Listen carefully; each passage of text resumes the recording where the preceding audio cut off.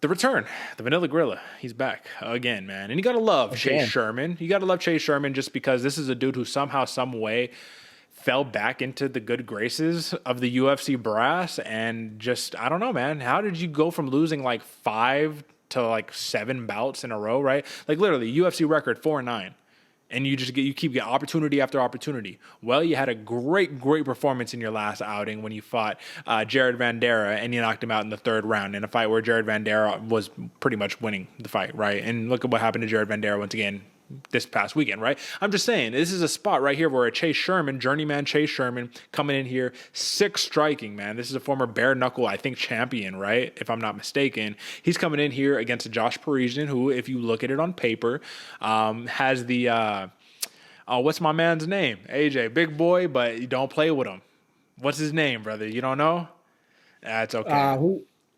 A Say it heavyweight. again. He's a heavyweight. He's a big boy. Parker Porter. There it is. Parker Porter. Parker Porter. You look at a Parker Porter, you look at a Josh Parisian, and you look at Chase Sherman, because Chase Sherman, I mean, look, he got the slick back hair, the tattoos, he's looking good, he's looking ready to go. You might say, oh, this dude doesn't stand a chance. You'd be surprised. Josh Parisian is the more well-rounded MMA fighter in this matchup. However, AJ, before we talk about X's and O's, minus 125 Chase Sherman, what do you make of it?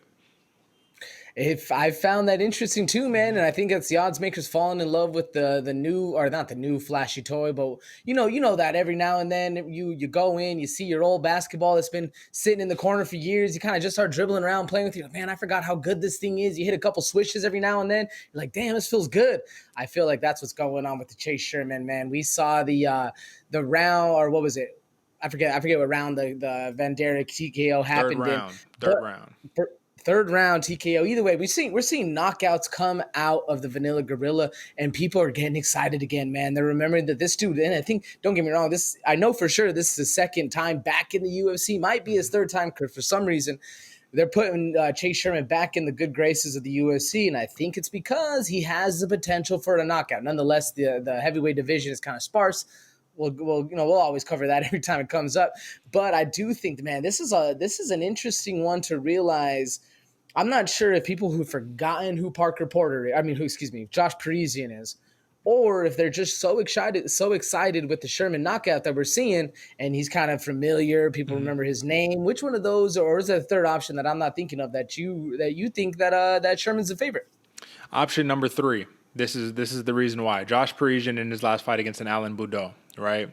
Remember, I told you, Alan Boudreaux is the king of losing fights that he's winning. He's the king of doing it, right? And once again, he did it again.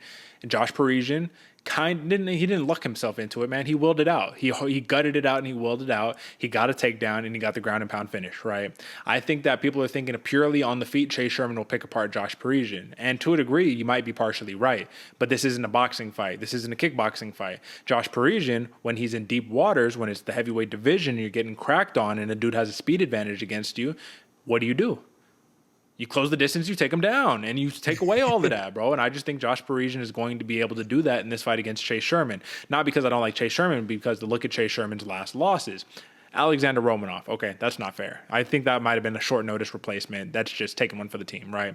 Jake Collier, the hybrid, very much like a Josh Parisian to a degree, you get choked out. Parker Porter, you get decisioned. Andre Arlovsky, you get decisioned. I mean, this is what I'm talking about. The last win prior to the Vandera win was the Ike Villanueva fight. And Ike Villanueva, even though we know and love Ike Villanueva, right? Kind of same caliber, right? Not a complete mixed martial artist at the highest of levels. Fantastic fighter, but we're talking about the highest of levels in the UFC right here. I just think Josh Parisian is going to get it done. He's going to be able to mix it up. And if we know anything about him that we learned in his last fight, the dude can gut it out, man. And that's what you need right here.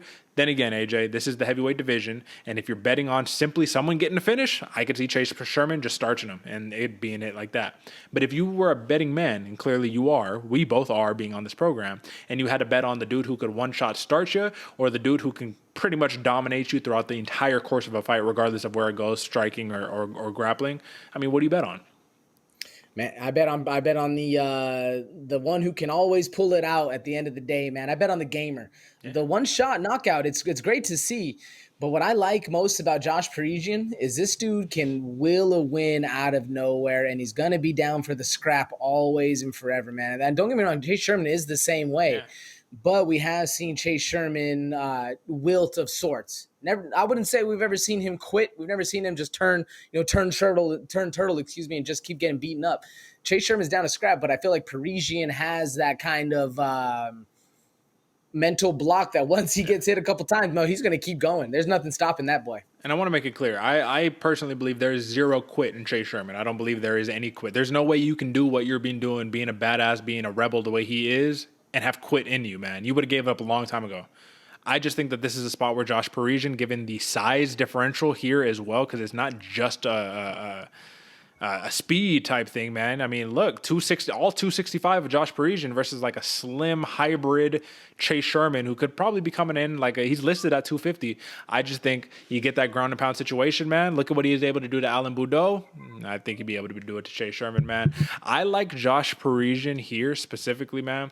And I'm going to actually rock with the TKO. I see a takedown and I see some ground and pound. And in the heavyweights, it's hard to get out of that spot. Give me the over 1.5 rounds, Josh Parisian TKO.